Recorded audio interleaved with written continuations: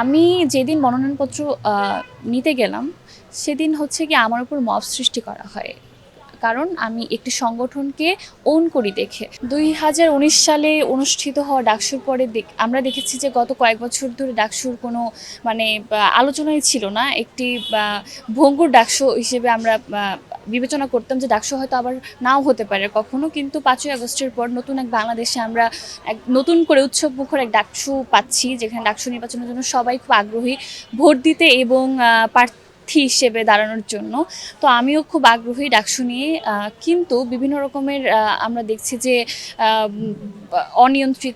অনিয়ন্ত্রিততা, তারপর হচ্ছে গিয়ে যেমন ওয়ালটন এখন দেশের সীমানা পেরিয়ে পৌঁছে গিয়েছে ৫০টিরও বেশি দেশে। ওয়ালটন, ঘরে ঘরে বিশ্বজুড়ে। নিষিদ্ধ ছাত্রলীগের অনেককেই হচ্ছে গিয়ে দেখা যাচ্ছে তাদের ভোটার তালিকায় নাম আছে।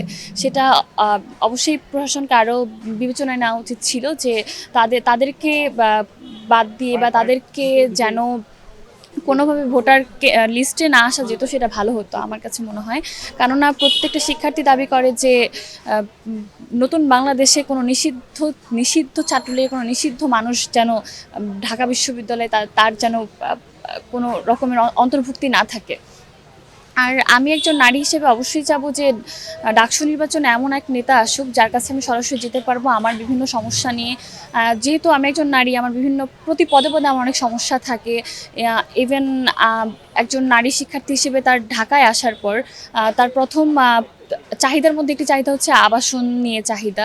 তো আমি অবশ্যই চাইবো যে একজন নেতা আসুক যিনি আবাসন থেকে শুরু করে তার পুষ্টিকর খাদ্য, পরিবহন, এছাড়া অন্যান্য যে সুযোগ সুবিধাগুলো আছে, যেমন মানুষের তো বিনোদনেরও প্রয়োজন হয় একজন শিক্ষার্থী। তো সেই বিনোদনের ক্ষেত্রেও যেন সাংস্কৃতিক বিভিন্ন যেই মাধ্যমগুলো আছে, যেই বিভিন্ন রকমের অনুষ্ঠান হয়, তো সেগুলো যেন প্রত্যেকটি মুহূর্তে বা প্রত্যেকটা সময় যেন চর্চা হয়, সেটার জন্য আমরা চাই যে ডাকসু নির্বাচনটা হওয়া উচিত।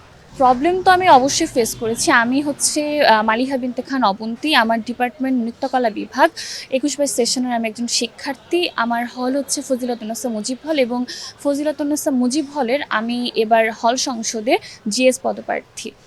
আমি এবং আমার একটি পরিচয় হচ্ছে আমি বাংলাদেশ জাতীয়তাবাদী ছাত্রদল ঢাকা বিশ্ববিদ্যালয়ের ফজিলাতুন্নেসা মুজিব হলের আহ্বায়ক। আমি যেদিন মনোনয়নপত্র নিতে গেলাম, সেদিন হচ্ছে কি আমার উপর মব সৃষ্টি করা হয়। কারণ আমি একটি সংগঠনকে ওন করি দেখে। আসলে আমি একটি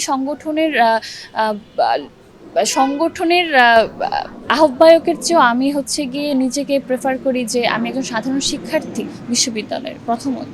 তো আমি একজন শিক্ষার্থী হিসেবে মনোনয়নপত্র তুলতে গিয়েছিলাম আমার হলে, অন্যান্য শিক্ষার্থীর মতোই। কিন্তু তারা আমাকে বিভিন্ন রকমের ট্যাগিংয়ের শিকার করে, এবং তারা আমাকে আমার ওপর এবং আমার যে সহপাঠী আছে, আমার সাথে যারা ছিল, তাদের উপর মব সৃষ্টি করা হয়। ইভেন তারা এমনও কথা বলে যে গণরুম থেকে মেয়ে এনে তারা আমাদের ওপর হামলা করবে বা আমাদের উপর মব সৃষ্টি করবে। তো এটা অবশ্যই হল প্রশাসনের একটা গাফিলতি বলা যায়, বা হল প্রশাসনের